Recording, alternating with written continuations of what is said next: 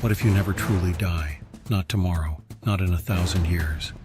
What if death is nothing more than the flutter of a wing, and your consciousness simply continues on its journey?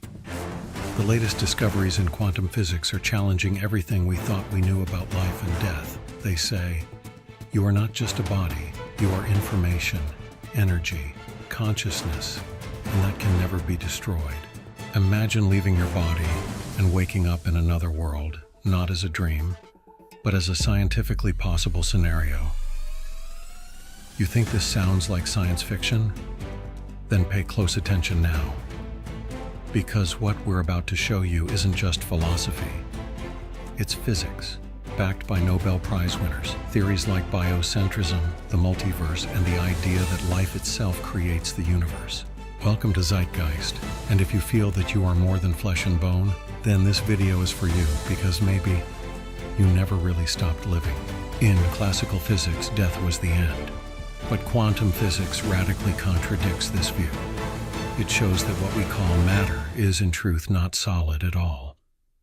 Everything that exists, atoms, cells, even your brain, is made up of quantum fields, energy and information, and these two things never disappear. They only change their form. A central principle of thermodynamics states, energy cannot be destroyed, only transformed. Modern quantum research goes even further. It says, information also persists. That means your memories, your personality, all of it leaves a signature in the field of the universe. Australian quantum physicists used a striking image to illustrate this. When a forest burns down, its physical form is destroyed. But on the quantum level, its information remains completely intact, like a blueprint. If we had the necessary knowledge, we could recreate it elsewhere. The forest doesn't die, it transforms. Stephen Hawking reached a similar conclusion regarding black holes. Information is never lost. Even under the most extreme conditions in the universe, it endures. If that applies to stars, why not to you? Light particles, so-called photons, carry energy and information. They are fundamental to all life. Your body constantly emits biophotonic light. Every cell sends out information. This structure of light and data forms your unique identity. And after physical death, that structure remains. You are not just a body. You are an energetically encoded signature, an individual pattern that can travel through space and time. And quantum physics is now providing the tools to understand and possibly even track that pattern. The implication is profound. Death is not the end. It is a threshold. And what lies beyond is not nothing, but a new chapter in a greater reality that we are only just beginning to understand. What if the universe didn't create you, but you created the universe? U.S. scientist Dr. Robert Lanza calls this radical perspective biocentrism, and it turns our entire concept of reality on its head. At the heart of this theory lies a groundbreaking idea. It's not matter that creates consciousness, but consciousness that creates matter. According to Lanza, your brain is not the producer of consciousness, but merely a receiver, like a radio that picks up a music signal that already exists. The real signal is your consciousness, and it's not bound to your body. A key piece of evidence lies in the famous double-slit experiment in quantum physics. When a beam of particles is aimed at a wall with two slits, it creates a wave pattern, as long as no one is observing. But as soon as an observer intervenes, the particles behave differently. They suddenly choose a specific path. The act of observation changes reality itself. In other words, without consciousness, there is no matter. This means your perception creates the world, not just philosophically, but physically measurable. When your body dies, the receiver is gone, but the signal remains. Your consciousness doesn't depend on cells and synapses. It exists on a deeper level, one that lies beyond space and time. And that's the key point. If life is consciousness and consciousness creates the universe, then life cannot end. Lanza goes even further. He describes a reality where space and time are illusions, tools used by consciousness to create experience. Just like a dream isn't real yet feels real, our world might be a stage that you enter with your mind. This has dramatic consequences for our understanding of death. Because when the observer disappears, what remains? Perhaps only a change of frequency, a transition. Or as Lanza puts it, death is not the end, but a shift in perspective. In a world created by your mind, there is no final death, only the transformation of your experience. Your consciousness, the true you, continues to exist, not in heaven, not in nothingness, but as the origin of everything. Imagine you die and wake up in another universe, not symbolically, not metaphorically, but literally.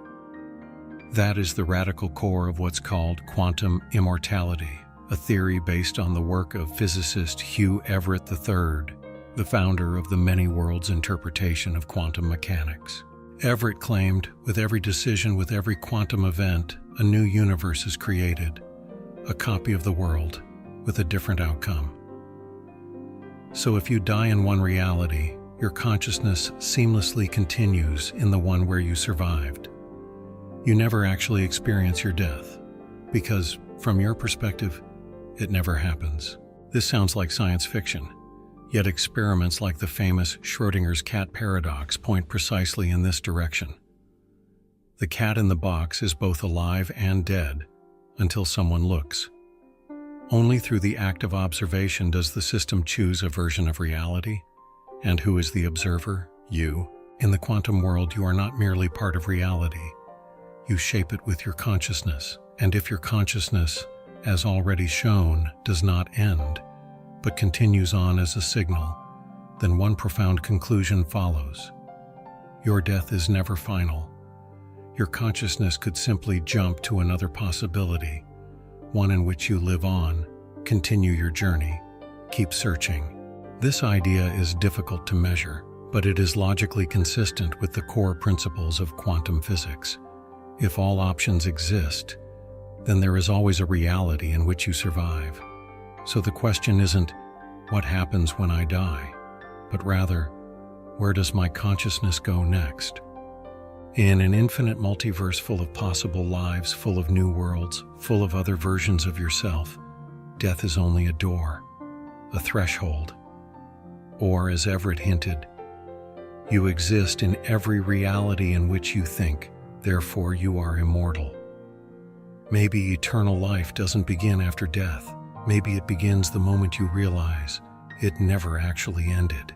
What if all the ancient religions, despite their differences, were speaking of the same place, the same transition, the same eternal space that we all enter at some point? Thousands of people around the world report the same things after near-death experiences. A light that doesn't blind but embraces. A feeling of unconditional peace that makes all earthly concerns vanish. A place where they were understood without a single word. And almost always, a mission. A return. It's not your time yet. These accounts are strikingly similar, regardless of culture, age, or faith. They speak of a realm beyond time, known as Duat in Egypt, Bardo in Tibet, and simply heaven in Christian mysticism. German physicist Burkhard Heim tried to capture these realms scientifically. In his 12-dimensional model, he described not only space and time, but also mental and immaterial levels, mathematically coherent, yet still elusive to our instruments. Heim's model suggests consciousness is not bound to the body. It can detach, travel, carry forward what it is, as information, as energy, as a being. And that's exactly what near-death experiencers report. They say they left their bodies, traveled through tunnels, met loved ones or beings of light who gave them a new perspective. I wasn't afraid. I knew I was never really gone. Sandra, 38, after cardiac arrest. In many spiritual teachings, death is not an end, but a journey. A passage through realms deeper and wider than anything we could ever comprehend. Maybe what we call dying is simply a transition, an awakening in a place we already know, because it is our origin. And maybe science is only now beginning to show us what humanity has always felt in its heart. We continue on, not in fantasy, but in reality. A reality bigger than our body, bigger than time, bigger than death. What if you never truly die? If you, no matter what happens, always continue to live, not just as an idea, but as consciousness in motion, then every decision you make wouldn't just matter, it would shape your next life, your next reality. Quantum physics shows us everything exists in a state of possibility until you observe it. With your perception, your attention, your heart, what you think, how you feel, what you believe, all of it shapes the space you exist in. This isn't mysticism, it's quantum reality. Modern research increasingly reveals your heart is not just a muscle. It emits electromagnetic waves stronger than any other organ. Your mind affects your body, measurable in cellular reactions, healing, even gene activation. Your intuition, your inner yes or no, is not imagination. It is direct communication with the field surrounding you. If consciousness creates matter, if you choose the next branch in the multiverse with every moment, then you are not a victim. You are a creator, not someday. Now, meditation, prayer, gratitude, frequency. These aren't spiritual games, they are keys, tools, levers. With them, you don't just influence your inner world, you influence what shows up in your outer one. Change your thoughts, and you change the world, as the saying goes. But it's more than that. You change your reality. You shift the universe, the path, the future. If you are immortal, then every decision is an investment in eternity. And once you realize that, today is not just another day, but perhaps the first day of your new world. What if you cannot die? What if your consciousness continues on beyond time, space, and body? Have you ever felt it? That deep knowing that you are more than flesh and thoughts? Maybe in a dream, maybe during a goodbye, maybe simply because you've always known. Zeitgeist is not a channel for quick answers, but a space for those who feel, for souls that haven't forgotten who they truly are. For a long time, I thought I wasn't ready. But something, maybe God, placed ears in my heart and a voice in my mouth. And now I simply walk, step by step, guided, not from the outside, but from within. If you feel this, you are not alone. You are one of those who hears the call. Subscribe to Zeitgeist if you want more than facts, if you're ready to remember, and share your story in the comments. Maybe it will become the next chapter we bring to life on screen, spirit to spirit. Welcome to Zeitgeist.